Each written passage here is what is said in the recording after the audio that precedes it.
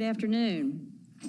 The Memphis Landmarks Commission is hereby called to order for its regularly scheduled meeting of March the 28th, 2024.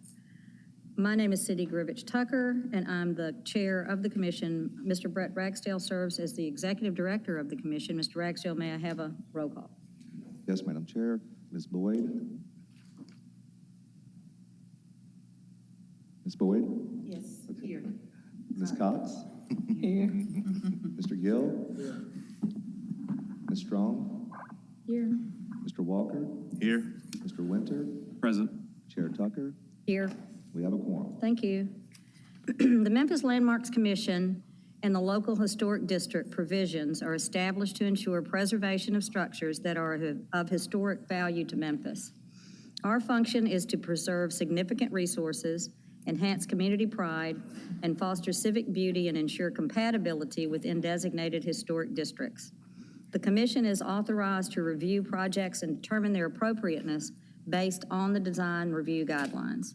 At this time, I would like to swear in the staff. Do you swear to tell the truth, the whole truth, and nothing but the truth, so help you God? Thank you. May I get a motion to approve the minutes from the last meeting? So moved. All in favor signify by saying aye. Aye. Madam Chair, can we get a second? Did we get a second? Okay. Oh, sorry, I thought I had one down there. Okay. Everybody I think we said. got ayes. Thank you. All right, Mr. Secretary, please provide us the Secretary's report, if there is one for this month, and then explain the procedure for this meeting. Thank you, Madam Chair. I do not have a secretary's report, so I'll go into the procedure. The procedure for this meeting will be as follows. I will introduce each case as listed on the agenda. Copies of the agenda are found on the right podium. For each case, staff with the Division of Planning and Development will give a presentation. At the conclusion of the staff presentation, the applicant will have 5 minutes to present his or her case. After the applicant's presentation, the commission will hear first from those speakers in support of the application, then from those speakers in opposition to the application, and the speakers will have 3 minutes each. And then finally, the applicant will have 3 minutes to provide rebuttal. These times do not include time for questions from and answers to members of the commission. The chair may provide additional time, provided both sides are given an equal amount of additional time. All parties who wish to provide testimony to the commission will be sworn in by the chair. If a member of the audience wishes to provide testimony in support of or opposition to a particular case on today's agenda, he or she will need to fill out speaker's cards for the record. Speaker's cards are available at the front podium. Once filled out, speaker's cards can be submitted to any DPD planner at the left podium. We do not need speaker's cards from the applicants since their names are already part of the record. After all parties have been heard, the commission will close the public hearing, make a motion, and then deliberate on the case. All motions by this commission will be made in the affirmative. The bylaws governing the commission require the affirmative vote of a majority of the attending members to approve an application. The commission may also vote to hold an application for a period of 1 month. Madam Chair, I submit that all cases have been filed in proper order, all applicants have been notified of this hearing, and all notice requirements have been fulfilled. Thank you. At this point, the commission will establish a consent agenda. To establish the consent agenda, the secretary will call out each eligible case. If any member of the audience or the commission objects to a case being placed on the consent agenda, he or she should do so by a show of hands when the secretary reads the case. Once the consent agenda is established, the commission will vote on all cases placed on the agenda as a whole and will not hold individual public hearings on each case. Mr. Secretary, which items on our agenda are eligible to be placed on consent? Thank you, Madam Chair, and let the record show that Ms. Joyce Lena Love has shown up. And I shouldn't have said it that way. Sorry, Ms. Love. Okay, our consent agenda is as follows. Item number 1, COA 2023-196, 1006 Monticello Drive in the Valentine Evergreen Historic District, and this is as amended. We do have a friendly amendment that we want to add to this, and Ms. Penzis will show you what that is. We typically don't do this in consent, but this one was a little tricky, so we wanted to show you guys what we were amending. To explain, the amendment is to condition number 2, to read height of the wooden side yard fence, overall height of the side yard brick walls with wrought iron metal fence on top, and all gates shall be maximum 6 feet in height. All rear yard fences, overall height of the rear yard brick walls with wrought iron or metal fence on top shall be maximum 8 feet. So I have this visual over here to clarify what all of the conditions were for this case. We are basically saying that in accordance with the design guidelines, the applicant is allowed to have an 8 feet tall fence around their rear yard property lines, which is signified by the dark brown lines. So that's the only amendment to the conditions that were described in the staff report. And the applicant is in agreement with all of the conditions as amended. Thank you, Ms. Penzas. And the next item on the consent agenda is item number 2, COA 2024-010, 1266 Poplar Avenue in the Crosstown Historic District. Item number 3, COA 2024-012, 764 Garland Street in the Valentine Evergreen Historic District. Item number 4, COA 2024-013, 984 North Ottawa Street in the Valentine Evergreen Historic District. So we want to hear item number 4, so that will be pulled from consent, and bless you, Madam Chair. Item number 5, COA 2024-014, 2371 Circle Avenue in the Lees Woods Historic District.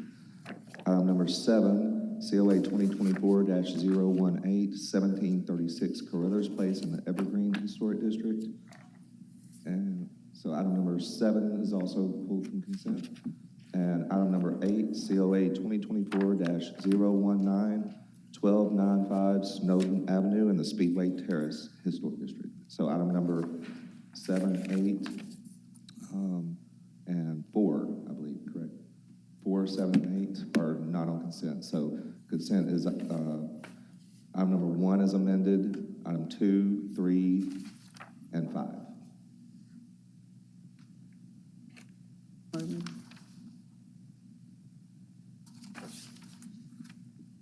I don't know. Are you through?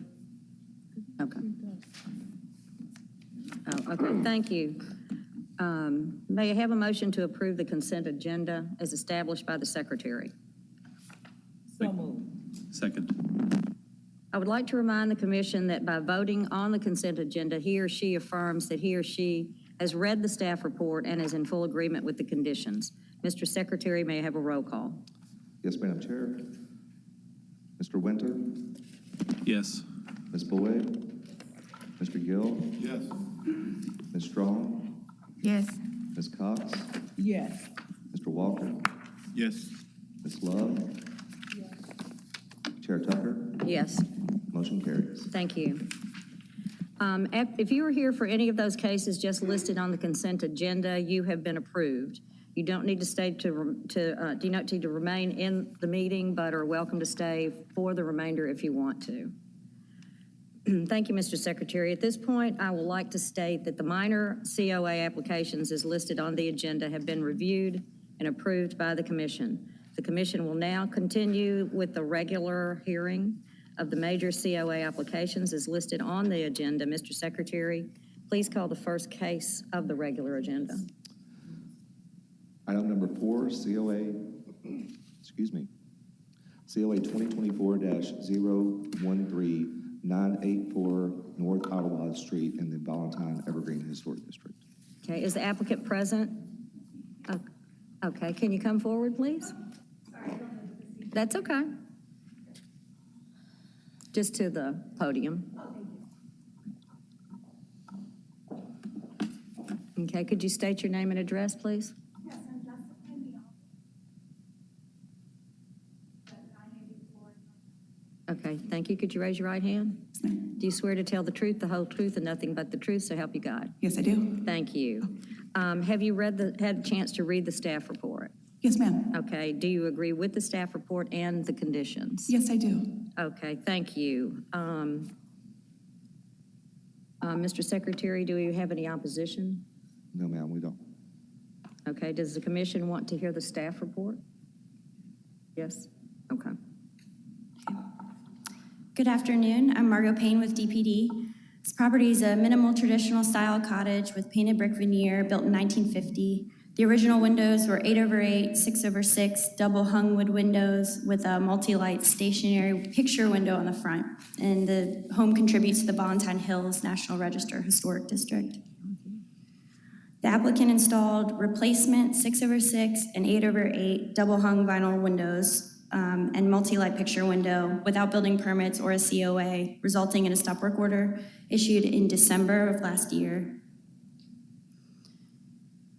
The size of the original openings and the original grid patterns have been maintained per the guidelines. However, they use the flat in-between glass muntins that are not appropriate. Exterior grids should be added to better conform with the guidelines, but staff also finds that there are high-quality custom windows that do fit, and so that's why we found them appropriate in their current form as well.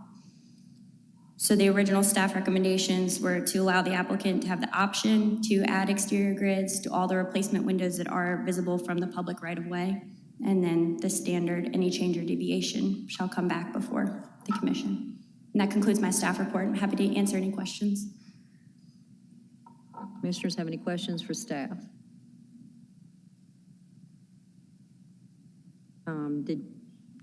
Did you want to say anything?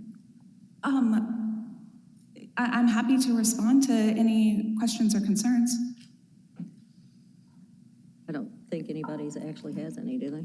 Okay, thank you. I was about to Natasha, okay. sorry. I have a question for staff. During the design review meeting, this application was discussed by staff and by the applicant. And I think it would be helpful to speak to how that conversation went on a design review call earlier this month. When the If you have any specific questions, I think we're happy to answer. But of course, we did discuss those, and this is the recommendation that we came to. And of course, the commission is, here to the design review, of course, is there for us to have discussions. And we did that, and we've come to this conclusion.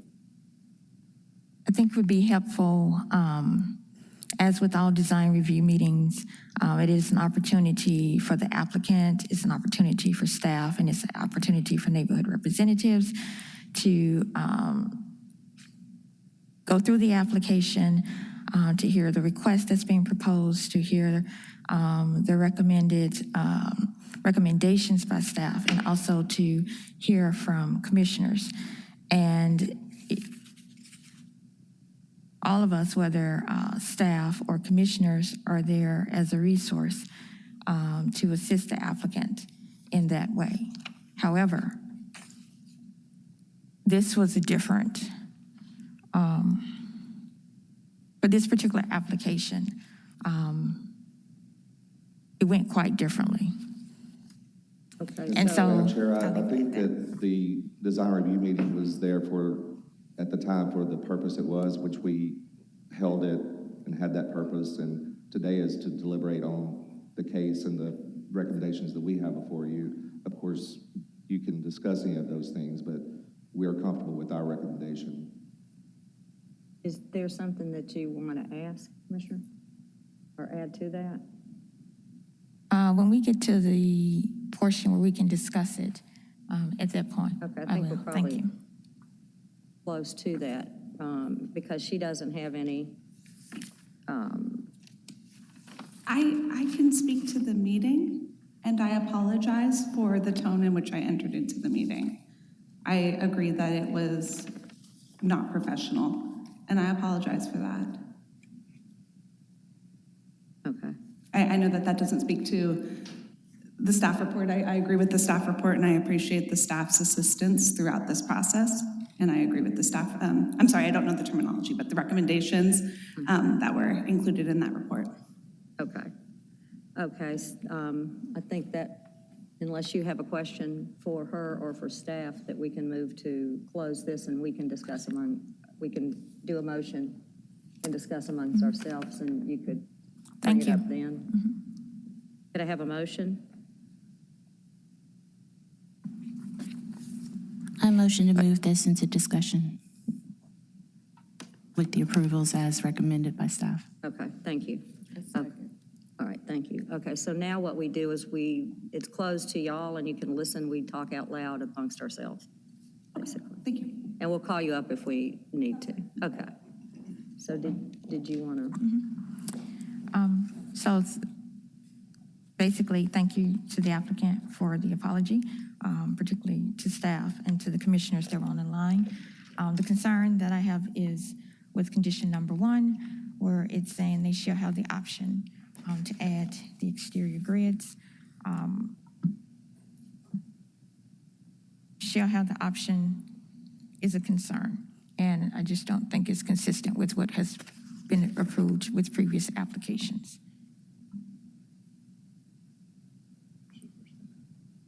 Okay, wait, what did you want to change? The applicant shall add exterior grids to all replacement windows. As opposed to visible- as just opposed to have the option. Yes. Okay. Okay, anyone else before you? Okay. He has a question for staff. Can I go ahead and let him? Go ahead. Go ahead. Sorry. So can you elaborate on the staff's recommendation and explain why the decision was made that between the glass buttons were acceptable, and explain the comment about the high quality windows, maybe? I think the main reason behind it is that the grid patterns were matched almost exactly on each window. We don't, we see a lot of window replacement, and many are pretty egregious. They don't, actually fit the window openings. They're installed completely flat against the wall. I mean, we see so many different types of window replacements. So in consideration of all those factors of how these are a high quality window product that match the original grid pattern, and even though they don't meet the Valentine Evergreen guidelines exactly, they met many of the guidelines. And recently we've had a couple of trickier applications, and due to affordability reasons and different personal circumstances of applicants, the commission had made decisions based on that. So in consideration of that, we wanted to give the applicant an option. One more quick follow-up question. Are the buttons between the glass, are they completely flat, or do they have a profile? They're completely flat. Okay, thank you. Did you have any other discussion or questions for staff at this point? So, again, I think it's great to see that they did not increase or decrease the window opening size. So we're glad to see that. And they did try to match the profiles that were previously on the house. So that's good to see. However, the exterior grids are what's recommended in the design guidelines. So what did commissioners have other commissioners have? Does anybody know if this window company actually has those options, or is there a way to kind of retrofit that kind of a profile? If it's just more of an aesthetic thing versus obviously the quality itself is up to par with what we would want for any kind of replacement window, other than the fact that they just didn't do the extruded button profiles of those particular types of windows. So has there been any kind of more discussion or ideas or research done that where it doesn't have to actually do anything but some adjustments versus replacing everything? Is that possible? I guess, was that even looked into? Is the overall question, this kind of thing. So, All right. Can you repeat the question?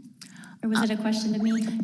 you know what? I think first I was going toward my fellow ARCA buddies plus adjacents and allied members, if they had ever heard of that. So I guess if there is no response with that, then yeah, that would be a spillover to you all. Well, Has that been breached over? I can provide some some discussion. So I think the situation is they're high quality windows, the buttons are between the glass. If there was a remedy to this, to address that the buttons don't have a profile on the exterior, would be likely a snap-in solution, right, on the outside.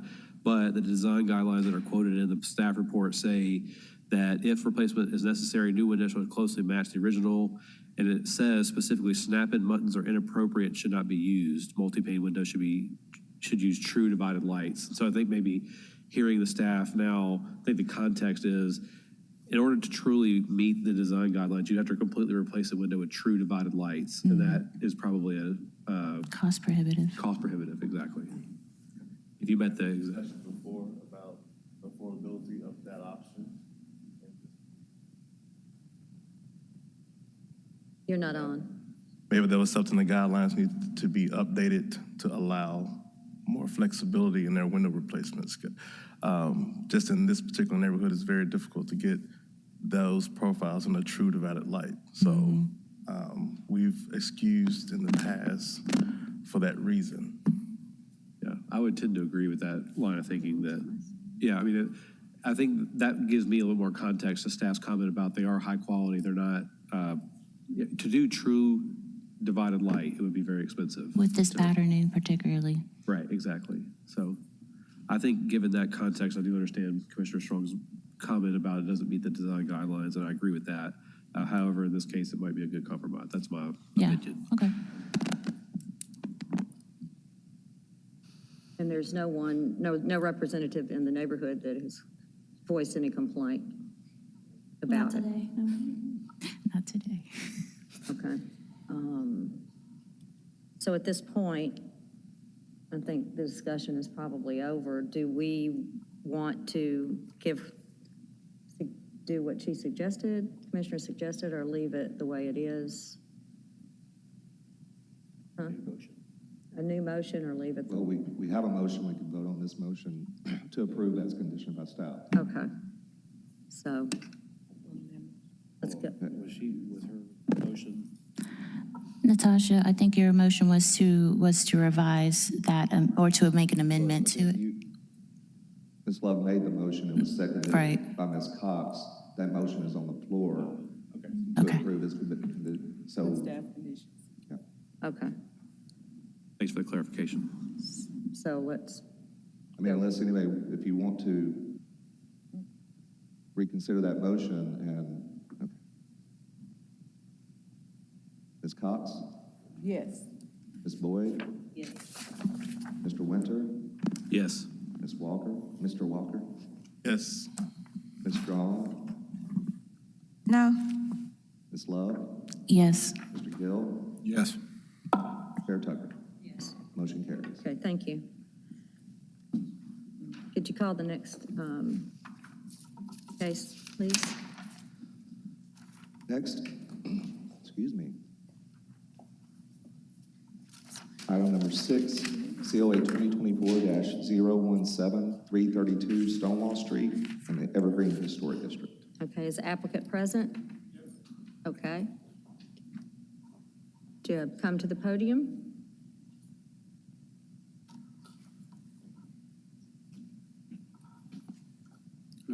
Can you, state your name and address, please? Romain Hulet, 326 Stonewall, Memphis, Okay. Tennessee. Could you raise your right hand? Do you swear to tell the truth, the whole truth, and nothing but the truth, so help you God? Yes. Okay, thank you. Have you read the staff report? No. You have not. Okay. So we'll have to have the staff report. Oh, sorry, I read it. Sorry, I read the staff report. You've read the staff Yeah, report. Okay. Do you agree with the conditions of the staff report? I would like to discuss about the fence heights, especially on the north side. Okay. We'll have the staff report so we can look at it all together. I will do a very brief staff presentation because we talked with the applicant. They agree with all but one staff Okay. condition. So Okay. The subject property is 332 Stonewall Street in Evergreen Historic District. The applicant is requesting COA for site improvements to install a fence around the existing vacant lot on the east side of Stonewall to basically incorporate it as a side yard to their property, which is to the right. As you may know, some of the houses on Stonewall face both Williamson and Stonewall, so these lots are double frontage, but the Williamson is treated as a rear yard, and all of the fences are treated as rear yard fences on the Williamson side. So the applicant is proposing to add a fence along Stonewall onto the side property lines and onto the back. The rear yard fence and the side yard fence is proposed to be 8 feet tall, and the front yard fence is proposed to be 7 feet tall, which is in line with the existing driveway gate that the neighboring 326 Stonewall has. So we said it's basically partially consistent with the design guidelines in terms of the location of the fences, but traditionally the staff recommended maximum 6 feet tall for the front yard fences and the side yard fences in Evergreen Historic District. So we recommended approval for this application with 5 conditions. Number 1, saying that all fencing shall be appropriate materials, such as pressure-treated wood with beauty side towards the public view. Condition number 2, fence along Stonewall Street shall be in line with the existing gate at 326 Stonewall Street and shall not extend further towards Stonewall. Condition number 3, fence along Stonewall Street and north, the left property line shall be maximum 6 feet in height. Fence along Williamson Street shall be in line with the existing fence at 326 Stonewall and shall be maximum 8 feet in height, and any change or deviation from the COA approval shall be submitted for further review and approval by the commission. This concludes my staff presentation. I would be happy to answer any questions. Staff have questions? For staff? Sorry, commissioners have questions? Question for staff? Okay, thank you. Okay. Do you want to? Yeah, I would like to discuss the fence heights. So there is, as you can see, already a 7 feet height on the gate and also on the fence on the right side of my house currently. So I was asking for 7 feet also on the front side of Stonewall and 8 feet for the rest, so the north side and the west side.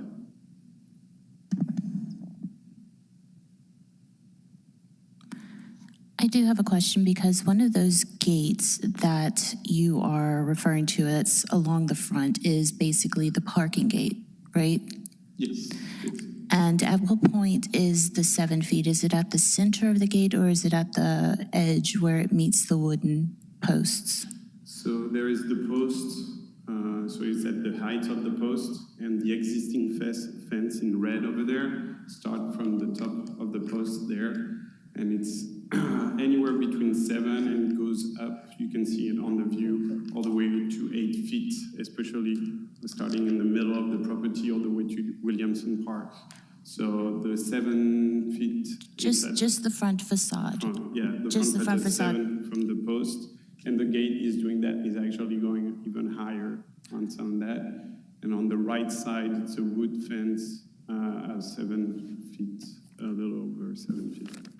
Okay, because when I was looking at it, it looked like the post was higher than where the gate actually started, where the post, which was lined against the wooden fence, the post was actually a little below it, and then the gate looked like it went below that and then swooped up. It does and that. Then, so it looked like that maybe your centerpiece was perhaps about equivalent to the 7 foot Mark that perhaps it was.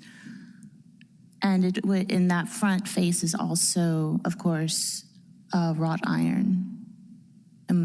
I believe the gate itself is metal. Yes.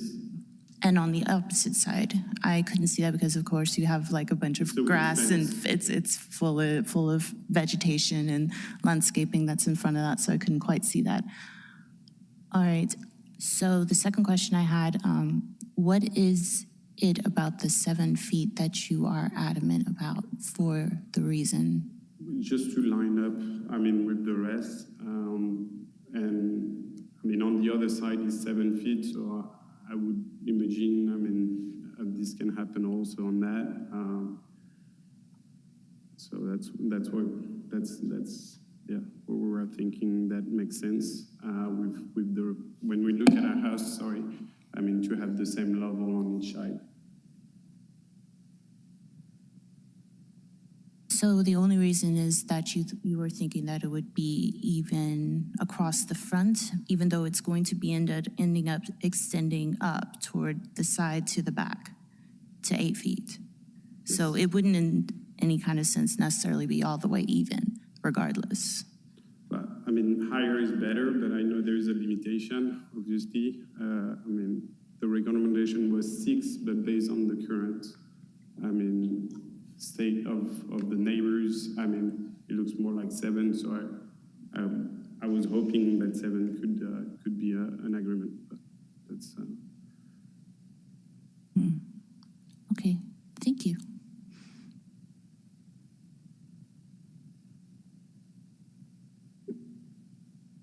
Okay. Is there any opposition or in favor of? Okay. No more questions for him? Okay. So, did you want to say anything else? I'm good. Okay, thank you. So let's have a motion for discussion. For the purposes of discussion, recommend approval of COA 2024-017, 332 Stonewall Street. Second. Discussion, anyone? I'll start.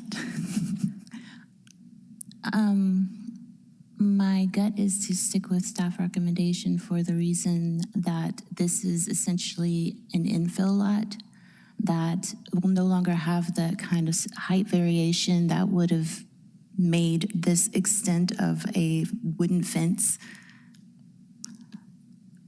a lot less as a face front, as a street front even for this particular type of property.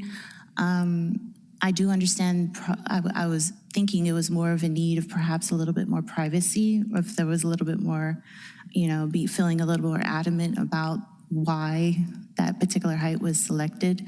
But if it's just more of an aesthetic in nature, then for me, privacy would have been handled by the fact that from the street side and from the sidewalk, it's already going to be about anywhere 3 feet to 4 feet lower than what the top of that height is at 6 feet. So that's going to almost be about a total of 10 feet. So from the street, privacy wouldn't be very much of an issue.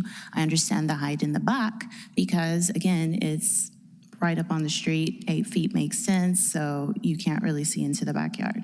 But in this particular case, just because of the whole length of it and the fact that this particular fencing is a very solid covered fence, which is not a norm for this particular streetscape, I would rather it be at a lower height just to kind of, it's not meant to be a fully fenced property line. So the less, the better, in my opinion.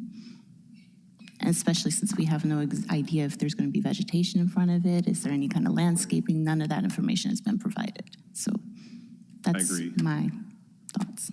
Yep, I agree.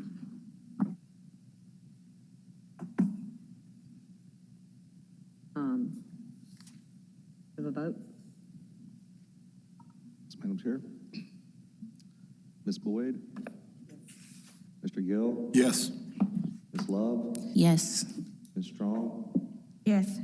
Mr. Walker? Yes. Mr. Winter, Yes. Ms. Cox, Yes. and Chair Tucker. Yes. Motion carries. Okay, thank you. Would you call the next case? Yes, Madam Chair. Our next case is item number 7, COA 2024-018, 1736 Carruthers Place in the Evergreen Historic District. Okay. 7 is. It's okay. Could you state your name or names and address? Julia Levy and Derek Romaine, 1736 Carruthers. Okay. Could you both raise your right hand? Do you swear to tell the truth, the whole truth, and nothing but the truth to help you God? Yes, ma'am. Okay, thank you. Have you seen the staff report? Yes. We have. Are you in agreement with the staff report? Yes, and it's the conditions, yeah. Okay, thank you. Did you wish to say anything? We love our home and our neighborhood, and we would like to be able to park a little more safely, and so we're just wanting to reduce the width of the outside post, not move the rest of it and wrap the post to keep the stone look and feel, but to be able to feel safe when I have to travel a lot with AutoZone, and I get up for really early morning flights and don't feel so safe walking outside with my car at the street at 4:30 in the morning, 4 o'clock in the morning. So just trying to make it where we could pull our cars through and I can have a little more safety and lights and all of that early in the morning. Did the commissioners have any questions? Did you want to see the staff report? Yeah. Thank you, Madam Chair. The subject property is 1736 Carruthers Place in Evergreen Historic District. Applicant is requesting exterior alterations to alter the existing support columns of the porte-cochere to widen the driveway and widen the driveway width about 13 inches to the right with paving material to match the existing. So this is the subject property. As you can see, the structure has beautiful stone columns all around the porch and the porte-cochere that match each other with this cool design. Here's a detail of the existing porte-cochere columns, and the applicant is requesting the exterior alterations to basically shave off some of the columns to make this driveway a little wider so that they can pull their cars underneath.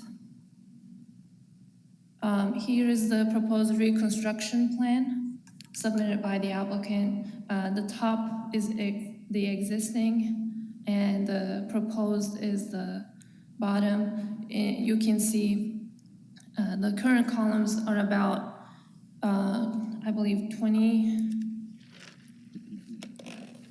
25 feet, inches wide, and the applicant is requesting to change them to 12 inches wide columns with the design to remain the same. And the base of the column. It's actually 52 inches at the bottom, and then we're going to 30 inches. I'm talking about the column itself, right, not the base of it. Right. Yeah. And the base of it is also going to be narrowed down a little bit to allow this about 9 feet width for the cars to pull up. So based on the design guidelines, the applicant's proposal is consistent with the design guidelines. They're reconstructing the stone piers of the porte-cochere, but with smaller width, matching the existing materials and the details that the house currently has. So we recommend approval with 4 conditions for this case. And we basically say the new stone columns shall be constructed in accordance with the plans provided by the applicant, with minimum 30 inches width at the base and minimum 12 inches at the top of the columns. And columns to match closely the original columns in terms of material, texture, concrete caps, and other details. The applicant shall make every effort to retain and reuse the original stone material of the existing columns. And the new driveway shall be of appropriate materials and about 9 feet in width. And any change or deviation from the approval shall be submitted to the commission for review and approval.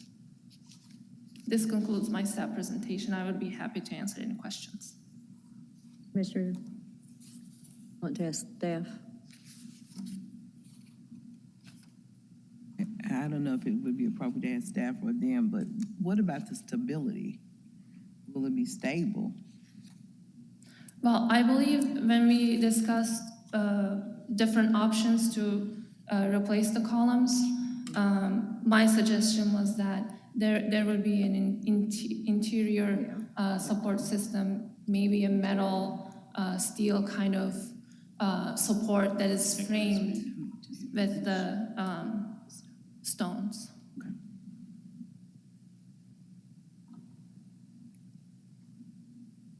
Any other questions for staff?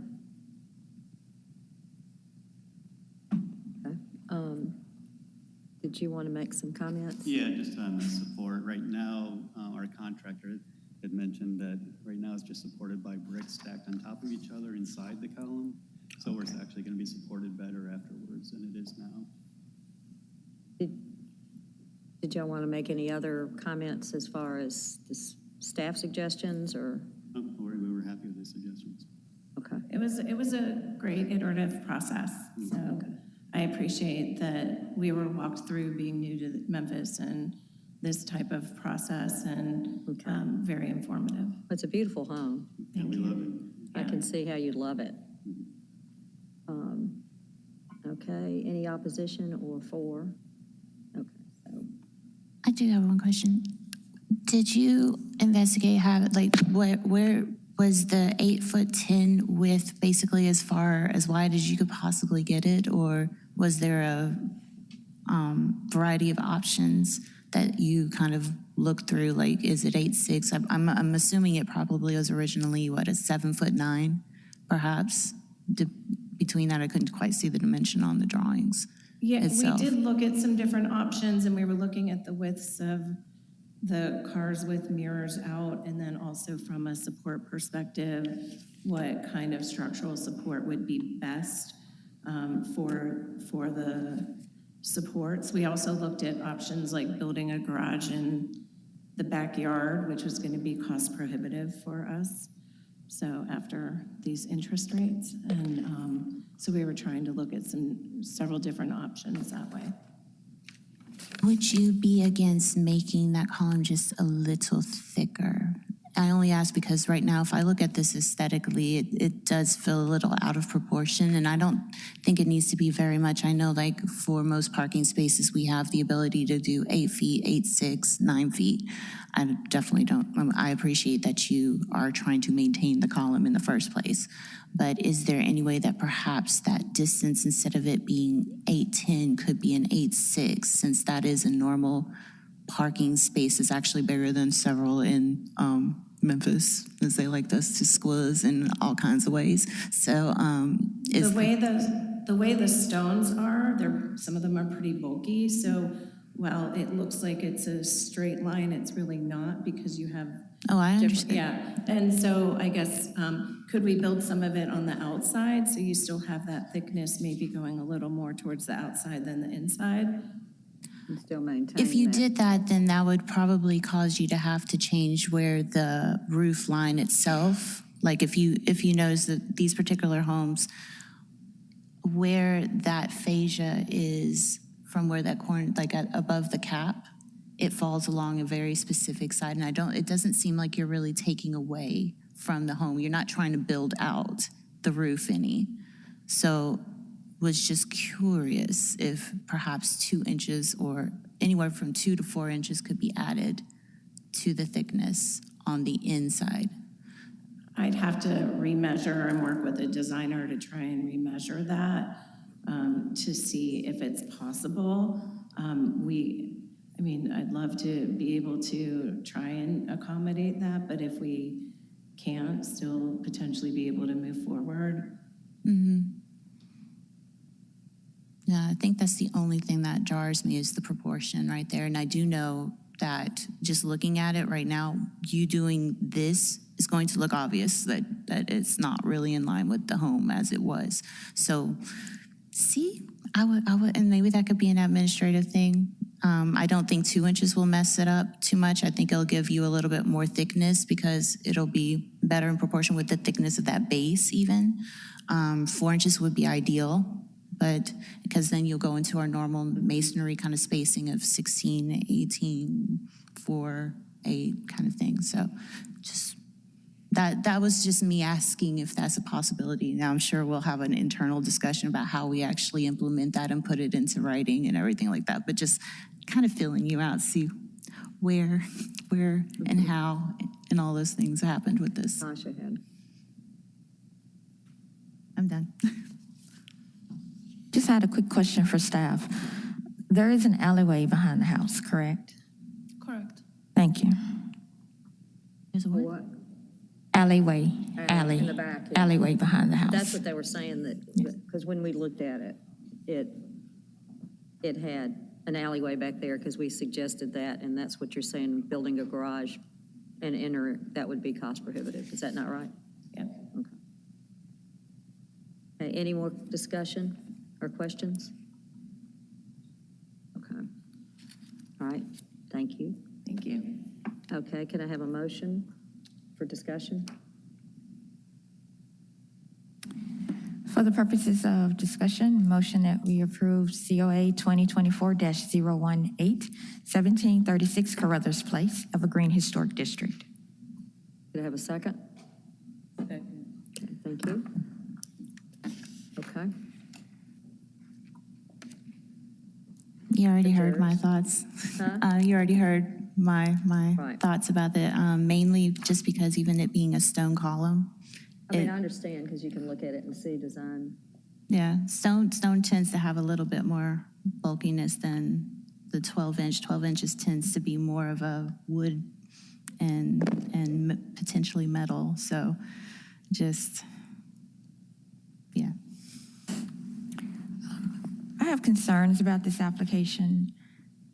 As it's been stated, this is a beautiful home, and if you could go back to the image of the home, not the rendering or drawings, I think the stonework is really an architectural feature on this house, and it's not made of, it's stonework. The house is built out of stonework versus brick. A lot of times we see homes with brick and stonework, but this is stonework.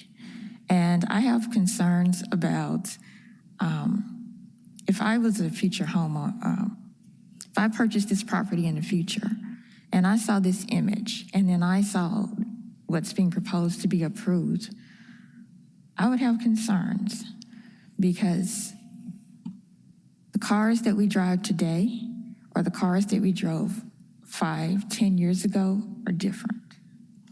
And you are basically doing exterior alterations for a vehicle. For a vehicle. And there is no guarantee that the cars you have in the future are going to be any larger.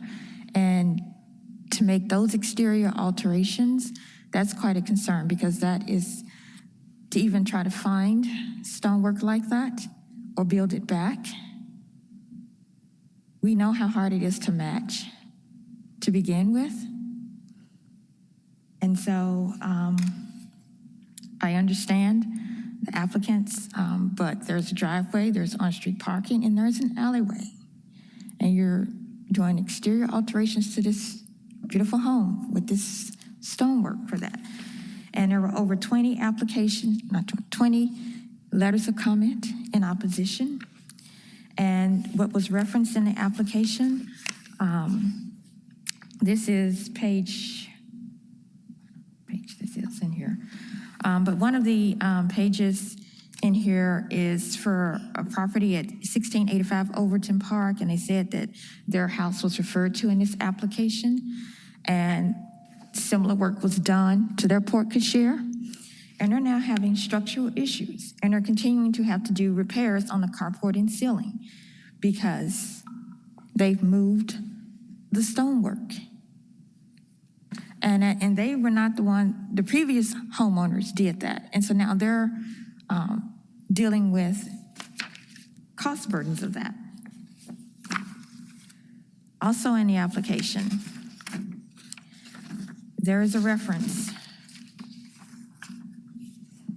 And as I was saying earlier, right now, the 2 cars or the modern cars that are mentioned in the application are smaller than many of the older cars that we have seen in the past. It's mentioned in here, a 1945 Cadillac was 91 inches wide, a 1955 Cadillac was 80 inches wide, as well as a 1965 Caddy. So all could be accommodated by the existing porte cochere, and modern cars are no wider than vintage cars.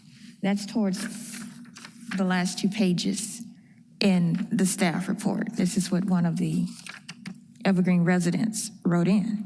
And I would just like to say to fellow commissioners, I don't think this is a good precedent to approve this because, and as you stated, the roof line or, even moving the stonework, it is beautiful stonework. You don't see that type of craftsmanship like this.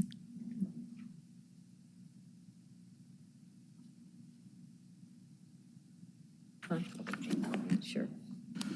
So my concern is that the proportions of the structure would be adjusted. And I think, as Commissioner Love pointed out, changing the column to a narrower column makes it very obvious that it's no longer a stone supporting column. It's clear that it's not historic anymore. So just to make it a little bit more objective, I'm reading from some of the design guidelines that staff put in the report. It says, this is referencing new construction, but I think it's still appropriate in this application. It said should be consistent with existing buildings along the street in terms of height, scale, setback, rhythm being the key word here, and other design characteristics of buildings, both on the same street and on opposite sides of the street. The dominance of that pattern and rhythm of design characteristic must be respected and not disrupted. So I think that the concern here is it's going to disrupt the rhythm of the house, and it's going to become clear that the columns are not consistent, and there's been an alteration, and I think that, in my opinion, affects the historic integrity of the home.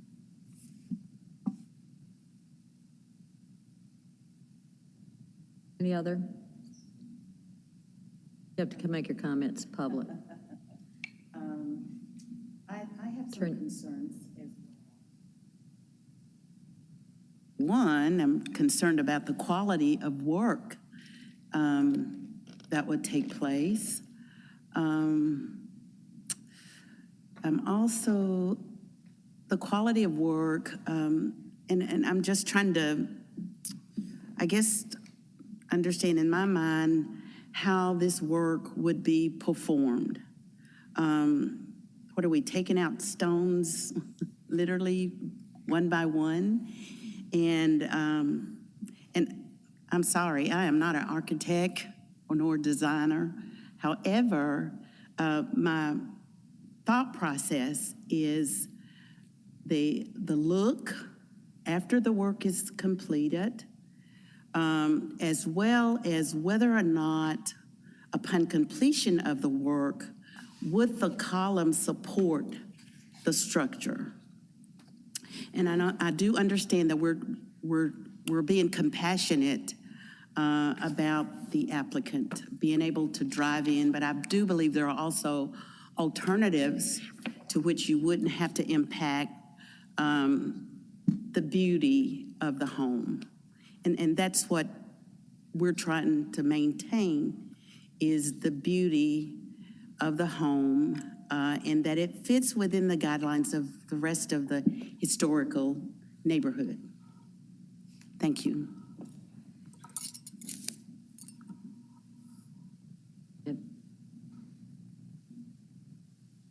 For discussion?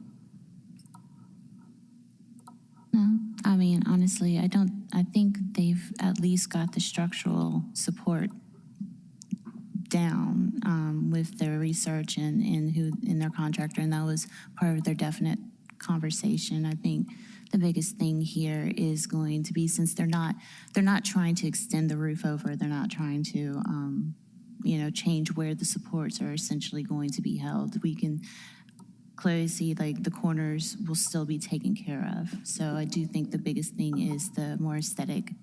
Exactly. That's what I It's feel the as well. aesthetic rhythm just trying to lessen that effect if it is going to be changed at all. And unfortunately, the 12 by 12 kind of post is not going to cut it with this particular design. You might as well had replaced it with the wooden piers that the rest of the neighbors were afraid it was going to happen. This may be a good example of a column that's narrower, but it has different proportions than the stone column. The way that the drawing was drawn, I mean, it's almost half the width of the original columns. And the fact... So, yeah, but the home's going to be over there. Yeah. Yeah. But Right. that's an example, right? Yeah. Exactly. That just has a totally different feel. I agree. So this is a Can you good... move over to their house? It's this one right here. Right. Yeah. I was just see if we could get right in front of it. It's unique, and it's That's driving you crazy. There we go.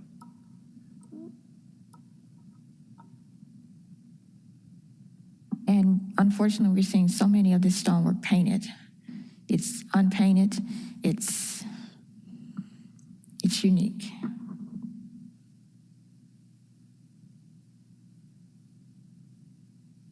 I have no doubt that as much as they love this house, that it would be done well, and it would hold it up. And I mean, I don't have that concern with it in the stones, but the biggest concern is the aesthetics and the look and the, as you say, the rhythm of those particular. And when you see the drawing in particular, it is almost so stark compared. That's right. It's so stark. And they did address that. Of course, the stones would probably not be that Right. stark, at least I hope not. But I think what Commissioner Love was pointing out earlier was a good question. If the width that was desired could be less than 8'10", so that more of the column proportion could be similar to the other columns, I think it'd be more amenable. But the way it's presented, I just don't think the proportions are appropriate. Yeah.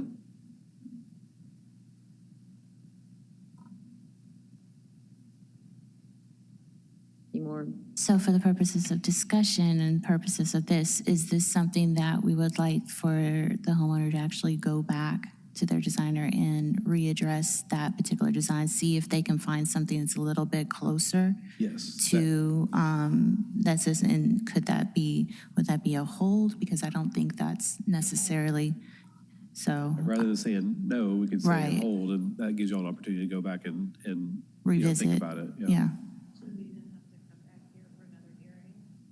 In this particular case, we sometimes leave it up to them, but this is such a significant house for the neighbor. And I mean, I know that's horrible to say to you, but it's such a historically significant house for that neighborhood, and for us to look at that.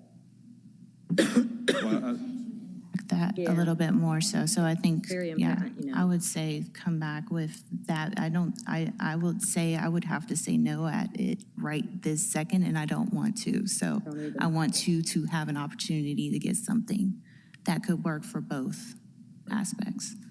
Have them to work with staff. Mm-hmm.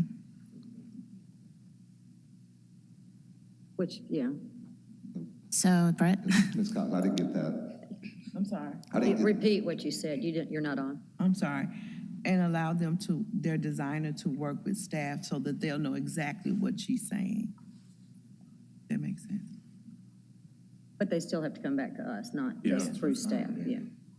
it sounds like that's the way that you guys are leaning to Yeah. request a hold or approve a hold for this, and then we would work with them over the next month to come back to the April agenda to see if there's something that's more Appropriate for- acceptable, or Just to- you can decide on at that point whether or not. Yeah. So see. Ms. Strong, you had the motion. Do you want to amend that to a hold?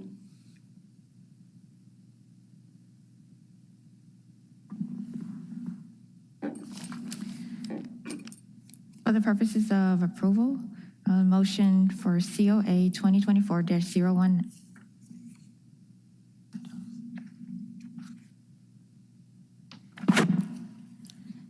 COA 2024-018, 1736 Carruthers Place, Evergreen Historic District. Motion to hold it for 1 month. Second. Vote.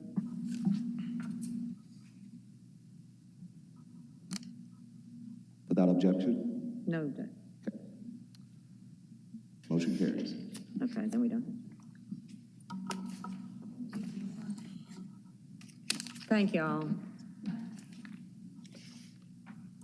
Our next is item number 8, COA 2024-019, 1295 Snowden Avenue in the Speedway Terrace Historic District. Is the applicant present?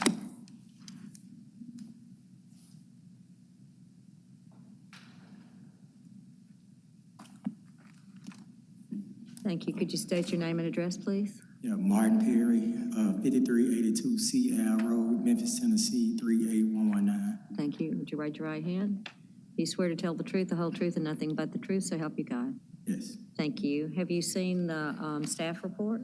Yes. Are you in agreement with their conditions? Yes. Okay. Did you want to make any statement? What was that? Any kind of statement now? Any type of what? Statement. Oh, no. Okay. Does anyone want to see the staff report? Thank you. Go ahead. Hello, I am Chloe Christian with DPD staff, and I'm presenting agenda item number 8, number COA 2024-019. The subject property is on 1295 Snowden Avenue.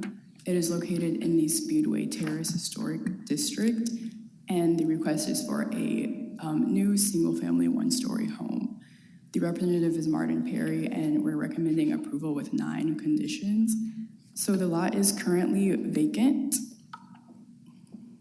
and these are the proposed site plans that the applicant has provided.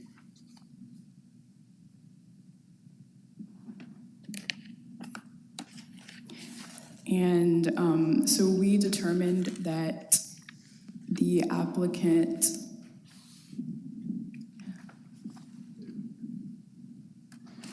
must have a decent amount of windows on the right and left side elevations. As you can see here, we are requiring a 6/1 style window.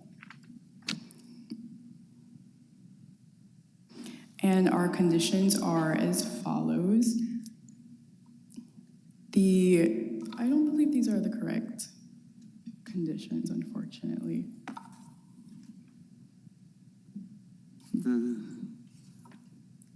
One moment.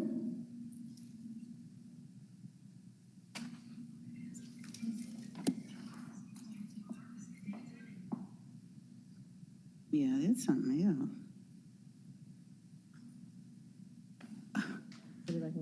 What I have written down. I'm not sure what happened here, but I'll read off the conditions from the staff report. I apologize about that. So we recommend approval with 9 conditions. Number 1 being that the foundation height, including the front porch, shall have a minimum of 24-inch above grade foundation indicated with exterior parging. The front yard setback, not including the front porch, shall be in line with the other homes on the street, which we found to be approximately 45 feet. The porch shall be a minimum of 8 feet in depth, and the exterior cladding shall be horizontal sliding of appropriate material. The existing inlets that were indicated on the previous site plan shall be removed, which they have been. Thank you. And a minimum of 2 windows shall be included on the right side, which the applicant did indicate. All windows shall be of appropriate materials, such as high-quality vinyl, wood, or composite, and be consistent in header, height, style, and grid pattern.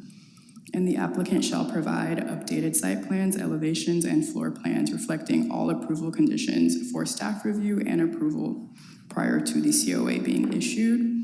and the standard, any change or deviation from the approved COA shall be submitted to the Landmarks Commission for review and approval. Thank you.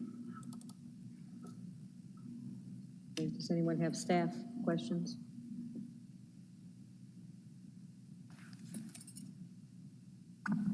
I have questions for staff. This application for 1295 Snowden Avenue, from the representative here today, have there been previous applications submitted to Memphis Landmarks Commission and approved for new construction before? Yes. And the approvals or the conditions that were approved by Memphis Landmarks Commission, have they been followed or adhered to by the applicant? No. Thank you. Madam Chair, I can answer that. So some, I think, have, but in a majority of cases, they have not. And some of those, I think that Ms. Strong may be referring to, are currently in the process of, you'll be seeing them next month. So I think that may be the point, so.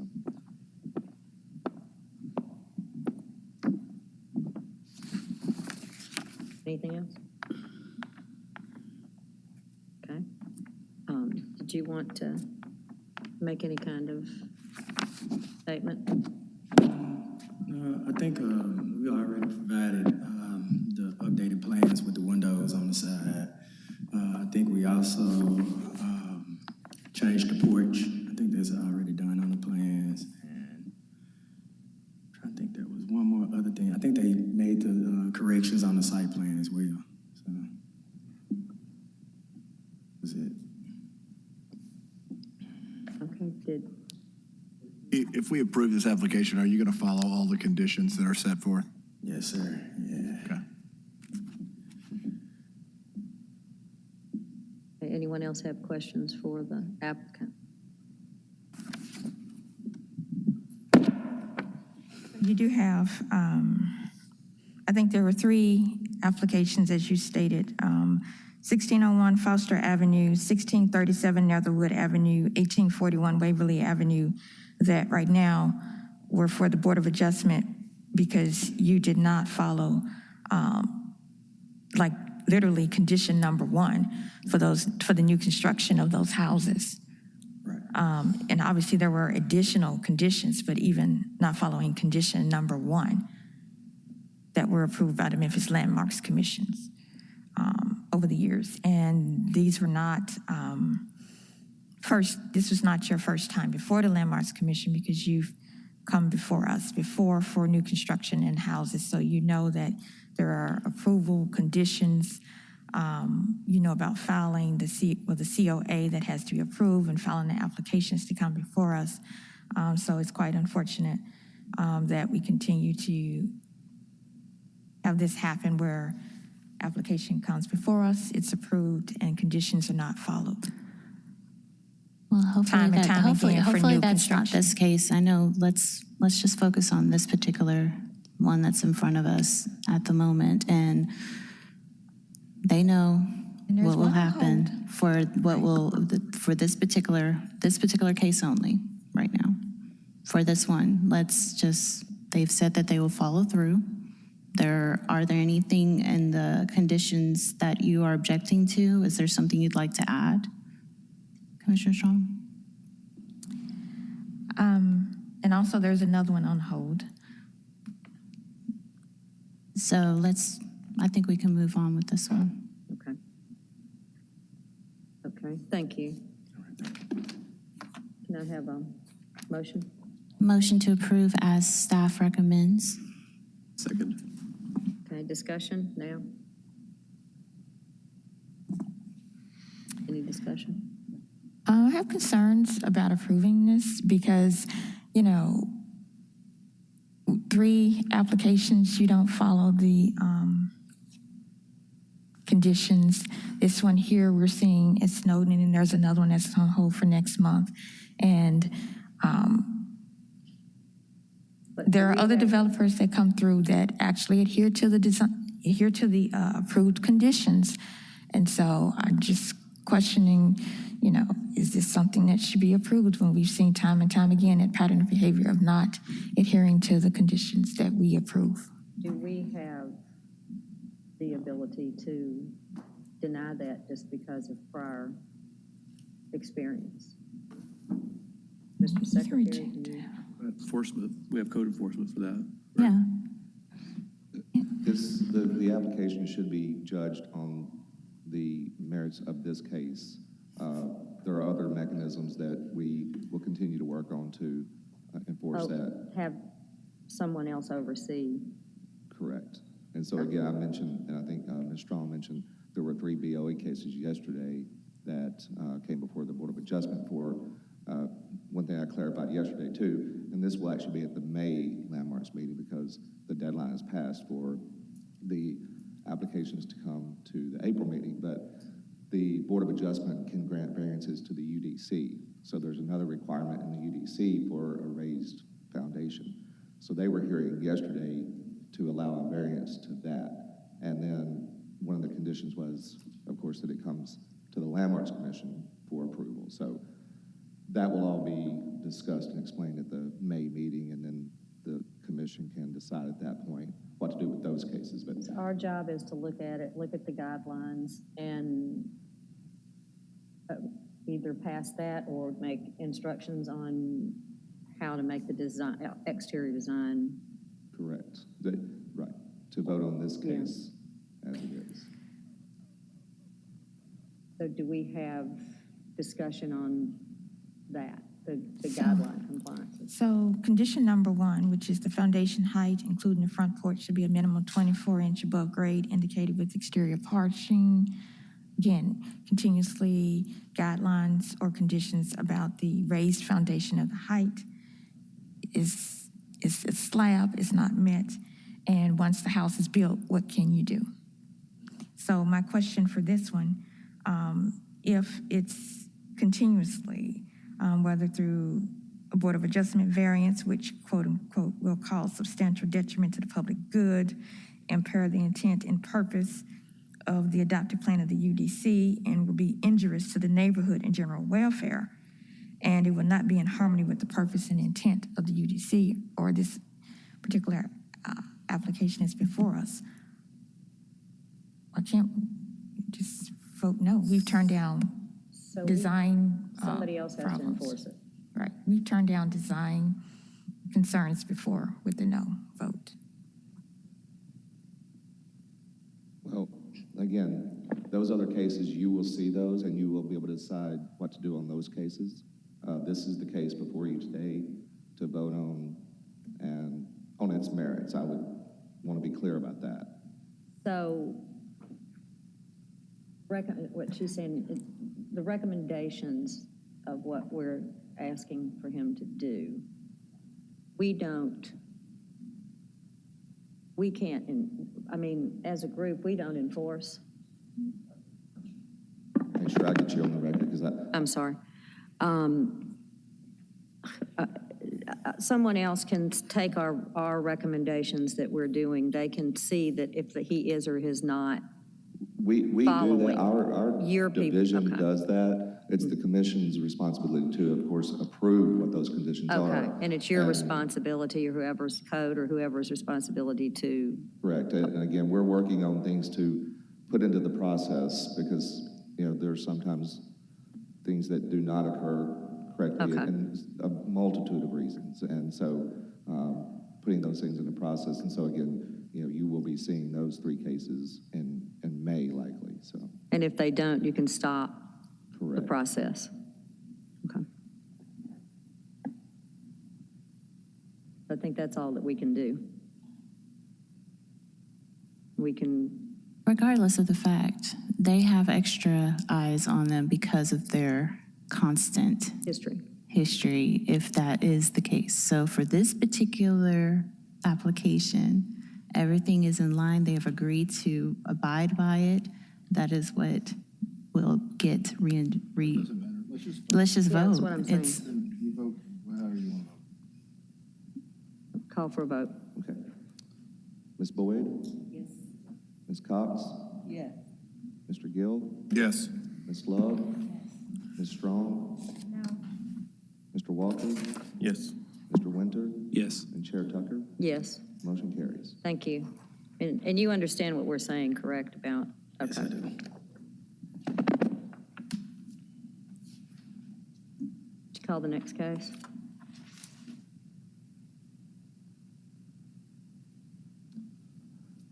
Item number 10, COA 2024-021, 1049 North Ottawa Street in the Valentine Evergreen Historic District.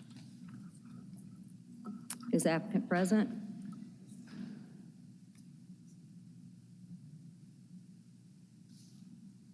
Could you state your name and address, please? Tina Ortiz, and the address to our business is 2965 North Germantown Parkway in Bartlett, Tennessee. Okay, could you raise your right hand? Do you swear to tell the truth, the whole truth, and nothing but the truth, so help you God? Yes, I do. Okay, thank you. Have you read the staff report? I have. Are you in agreement with the staff report? The only concerns that we had is the previous owners had put 6x6 single windows, and the new owner had us to replace those with a newer 6x6 windows, and your recommendation was the double. Okay. But everything else we're in agreement with. Okay, thank you. Could we have the staff report, please? Sure. Thank you, Madam Chair. The subject property is 1049 North Idlewild Street in Valentine Evergreen Historic District.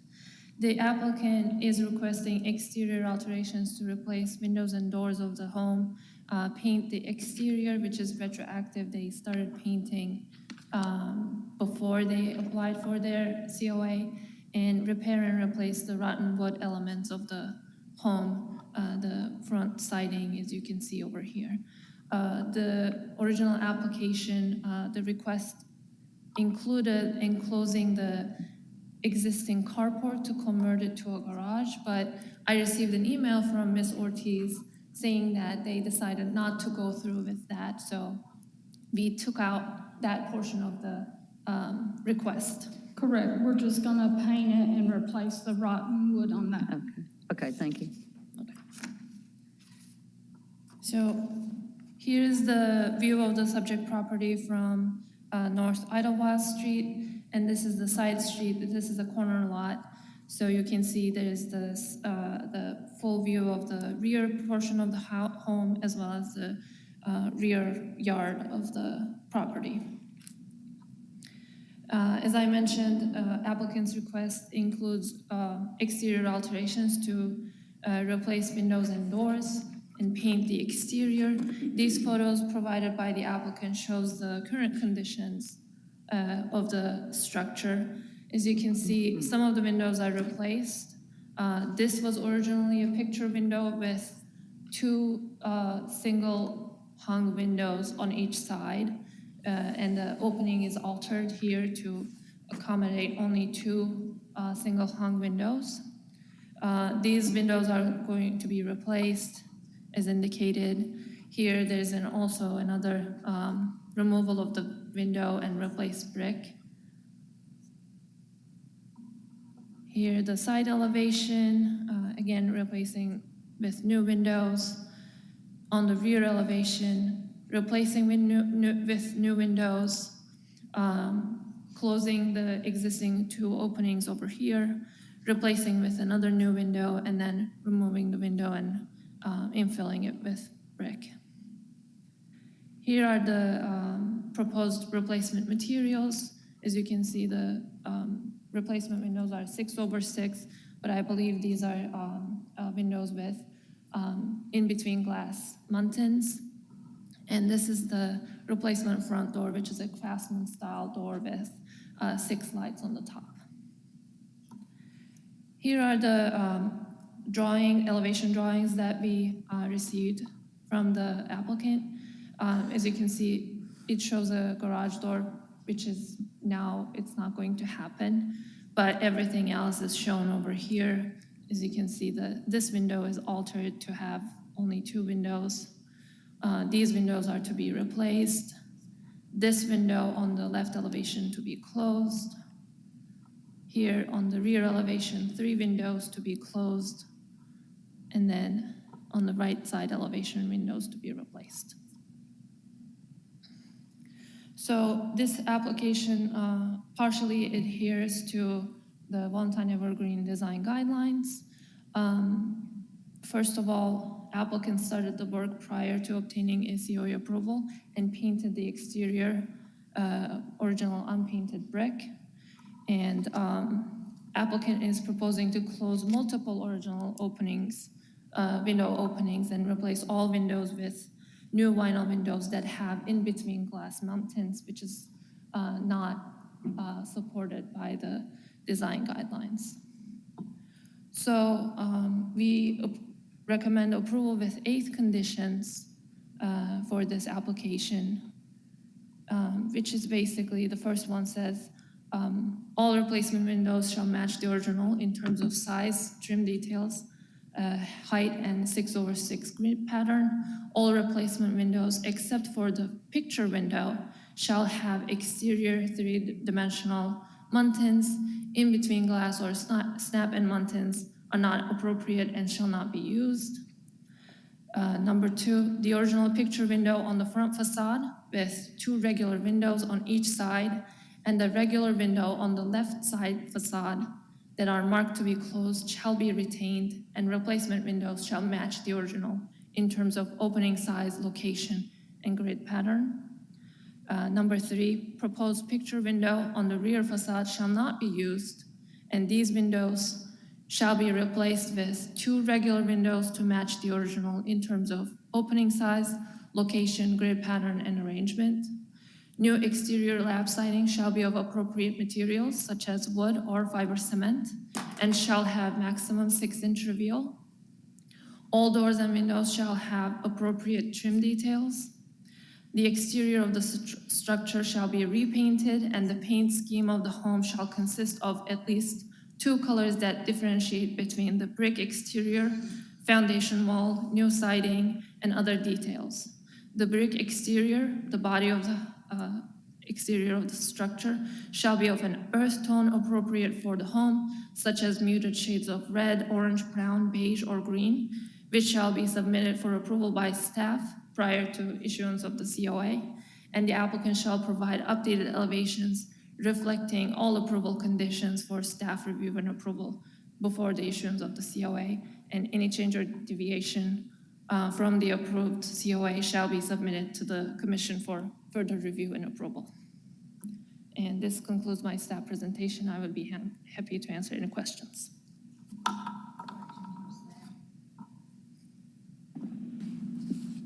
On the rear, that shows a picture window? Yes. Already, was that not part of the original? So the proposed elevations and the existing elevations, the drawings show the picture window.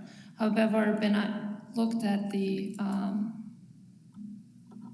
Google Street View from 2 years ago, it's actually not a picture window, it's actually 2 regular sized windows. And that's what my recommendations asked for. Yeah.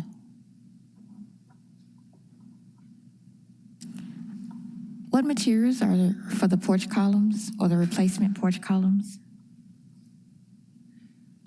The application did not indicate any kind of change to the porch or the carport columns. So, I did not review anything regarding those. So they are staying the same? I'm sorry? The porch columns are remaining the same? I believe so, because I didn't see anything on the drawings that the applicant submitted. I thought it was red on the drawings for the porch columns. She was gonna.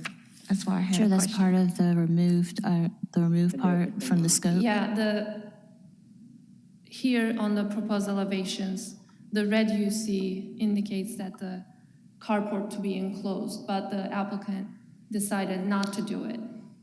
So that's why.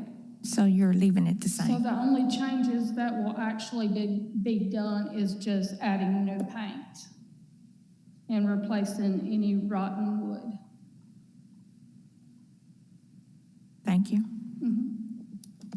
I have a question about the windows. So the guidelines require simulated divided light. These are between the glass. Is is the applicant planning to provide true, or maybe not true divided light, but the simulated divided light windows? Yes. The design guidelines actually require true divided lights. Okay. That's the language in the design guidelines. Okay. But the commission usually asks for simulated divided lights with exterior mountains that have some kind of dimension to them.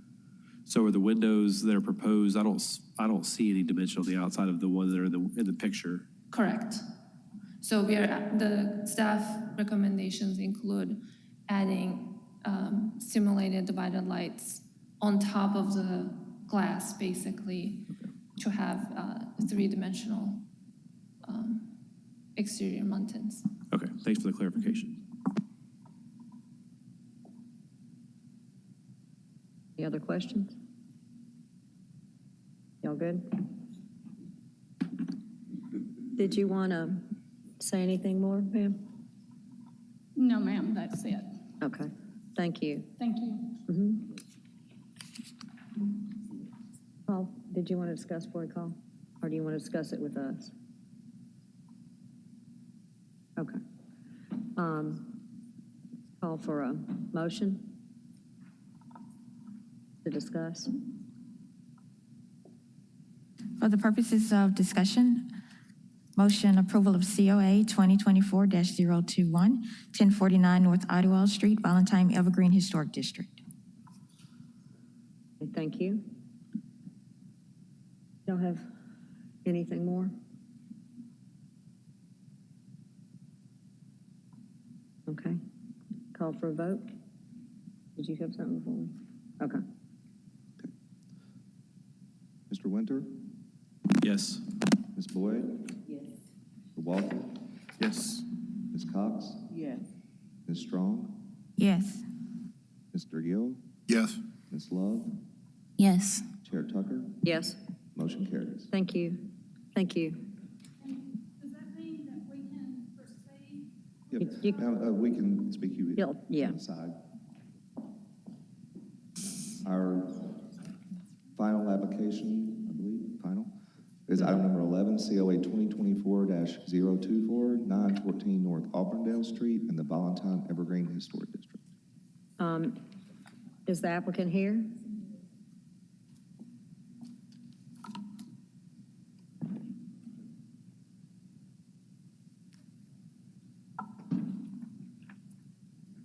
How you doing? And state your name and address, please. John Hatley, 1024 Gordon Street, Zip? Your zip code? 38122. Okay, thank you. You swear to tell the truth, the whole truth, and nothing but the truth, so help you God. I do, Have you read the staff report? yes, Are you in agreement with the staff report? yes. Okay, thanks. Did you have anything you'd like to say? No, ma'am. Okay, would like to see the staff report? Thank you. Go ahead.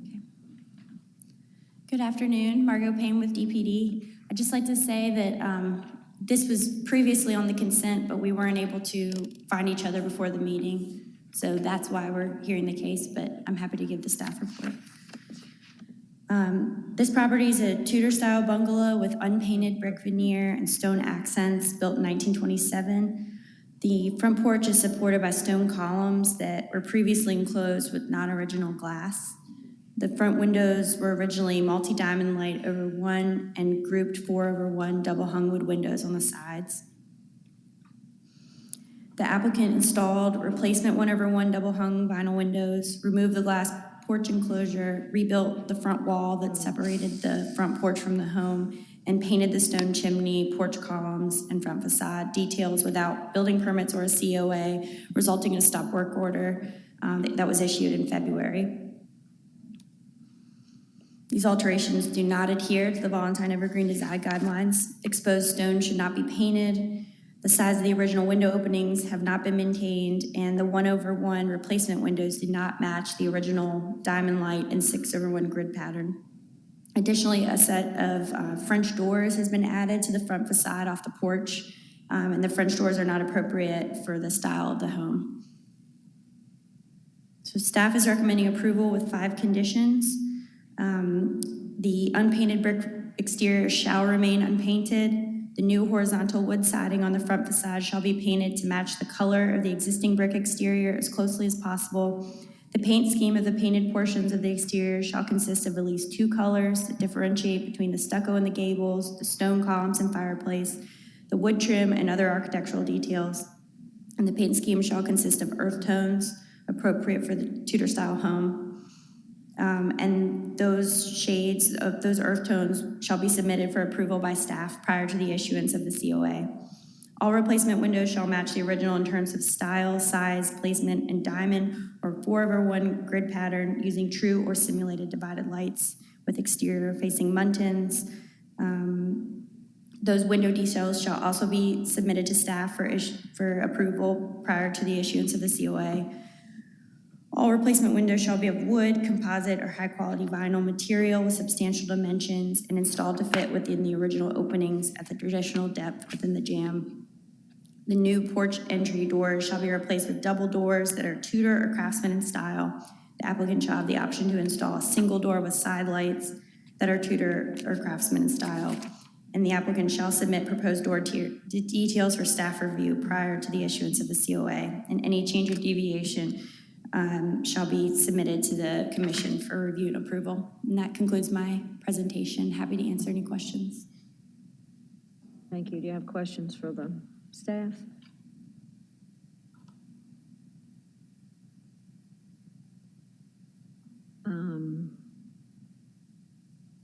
This is kind of sad.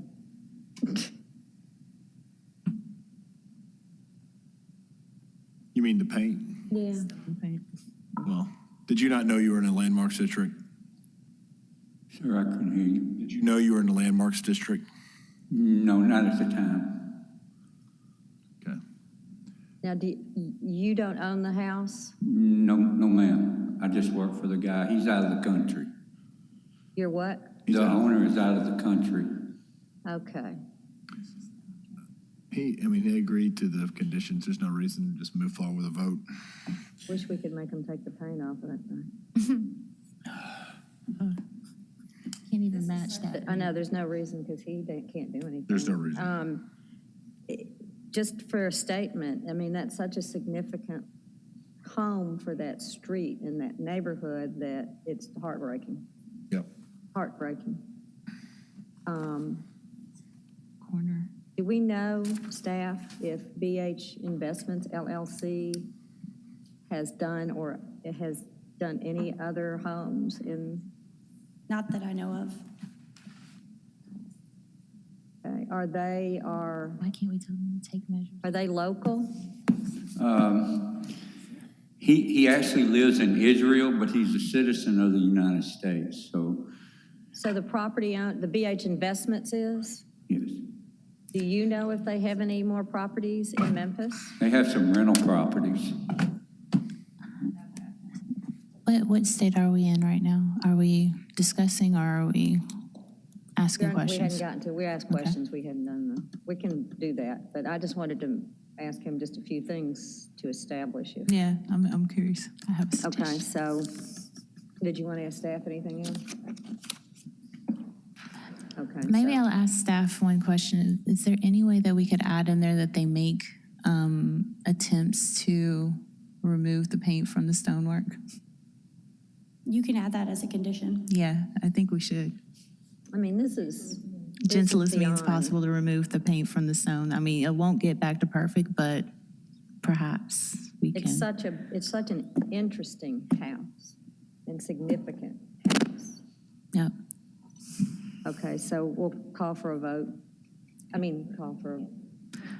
you want? I'll approve this with a motion to amend for adding a condition to remove the paint from the stonework by gentlest means necessary or possible, but that's my motion to move it for discussion. Your second, please. Second. Discussion? I'm for it. My only question is, do we leave the condition in to paint the stone? do we remove that condition, replace it with the one you proposed? Was there something about painting the stone? Yeah, there's something about painting the stone in the different colors. Yeah, I thought it was the stucco and the It's the siding. stone, and yeah. So should we strike that part? Yeah, yeah. You guys. So friendly amendment massage to, us. where is it? Yeah, strike the words stone columns and fireplace from number 3. Right. And can I clarify, Ms. Love, was your motion, the amendment to it, was it to make an attempt to remove the paint or to remove the paint? Remove paint. She's saying, we're saying remove the paint. So, yeah, so we would just strike the stone columns and fireplace and add a condition, I think I'm doing 7, that would say the paint shall be removed from the stone work, stone and concrete work, stone work, I think. Is there a way to have both so that if they can't move it, then you have the conditions for the painting? My concern with doing that, though, is they just skip the first part. Yeah, I don't. They can't do it, then they come back. But Yep. Agree. Because they're going to take the easy way out. like if you're going to be an out of city, state, country investor, Yeah. do the work. Yep. So And if he's got more property that he's going to invest in, even rental property. hopefully it triggers. Yeah. Okay. Does that work? Okay. Let's vote. Can I get you on? Can I get everybody on the mic, please? She just said it was muffled. Do you mind repeating the amendments? Yes, so let's make sure I've got this clear. So on condition number 3, we would strike toward the middle of the paragraph in the first sentence, the stone columns and fireplace. So that would be removed because that was a condition about repainting those to a different color. And then we would add a condition number 7 that the paint shall be removed from the existing stonework. And then number 8 would be. Sorry. Put your mic on. It's gentlest means possible. Yeah, we can, because there are some standards, the Secretary of the Interior standards that we can use, so we can add that language to it as well. Yeah. Yes. Perfect. Are y'all comfortable with that? Did you have anything else to add? I'd like to know what Put your mic on. What do we think it would look like when we take the paint off? Is it gonna go back to? Good question. I mean, the intent is to try to get it as back to the original as possible. So what's the technique? Would you? I think we do Pressure have washing? some What would you do? experience with removing a paint, so we can put him in touch with those folks. And I think, I mean, what I was going to do, I mean, I don't know if we conditioned this, but was to have them do a test thing that we would go out and review and see, you know, and not just you give it a shot, but we would be in contact with the contractor that would be removing and discuss the technique and the approach. So that was my To connect him with somebody that, knows what they're doing. Oversight. Correct. Yeah, I think that my suspicion, and Brett's alluded to the tying it to some guidelines from the Department of Interior, but my suspicion is that it's a combination of a chemical application, maybe some washing, and then some hand detailing. It's going to It'll take be some work. detailed. Yeah. It definitely discusses not pressure washing to not remove grout. So there's some of those things. And it's, and that's the snowball. Okay, it might be in there, but if they are successful with bringing that back to what we would, to the original feel look of the house in there somewhere. Okay, what the snowball effect would be, are you painting the other part back to look the same? I mean, because the gray and the white might not go with. Right. Number 3 still says paint scheme of the painted portions of the exterior shall consist of 2 colors, and that would address the stucco and the wood trim. But it has to And the paint scheme shall consist of earth tones. which means that they're going to have to change it. Yeah, because I don't know that those Yeah. stark gray So- and white, it will go with the The other. stone, right? So staff can have some. Oversee, Yeah, some oversight there. because that will be a snowball effect. It has some white in it. Yeah, but that doesn't mean that that is going to go back with what's there. They can't just automatically leave. Staff's going to have to oversee that. I'm sorry. Yeah, the white trim Yes, may be the- fine, but the the gray white- is But the probably. gray's not going to be. Yeah. Okay. And so those amendments without objection? Okay, so you ready for a vote, Madam Chair? All right. Ms. Cox? Yes. Mr. Gill? Yes. Mr. Winter? Mr. Walker? Yes. Ms. Boyd? Yes. Ms. Love? Yes. Ms. Strong? Chair Tucker? Yes, Motion carries. thank you. Okay, and And Madam believe Chair, that's- I did not mention at the beginning that we did have a few items that were held that were Yeah. on the agenda, so I just want to read those into the record. So items number 9, 12, and 13 were held. Okay. If anybody was wondering, so. And I also want to, again, apologize to Ms. Love for the way I said that. She was sitting behind me the whole time and she was like taking shots at us. Okay, thank you. you're just ignoring her. We have new business. We have new business as staff. You what? New business. Oh, okie dokie. We have new business today for the first time. Yeah. We are in the process of planning a window restoration workshop for April 27th in partnership with Memphis Heritage. So we don't have all the details set yet, but it's going to be probably a 3 or 4 hour workshop with hands-on instruction led by Steve Jordan, who's like a national expert, who's originally from Halls, Tennessee, and has been in upstate New York as a serious preservation professional for 30 or 40 years, and is coming home and wants to do more instructional work. So we're really thrilled to have him here, and we're excited to partner with Memphis Heritage to bring educational content. So stay tuned. Great. What Are a there great idea. any other announcements? Do you have anything? Okay, our next meeting will be on Thursday. Well, My question is, that workshop be offered to historical districts?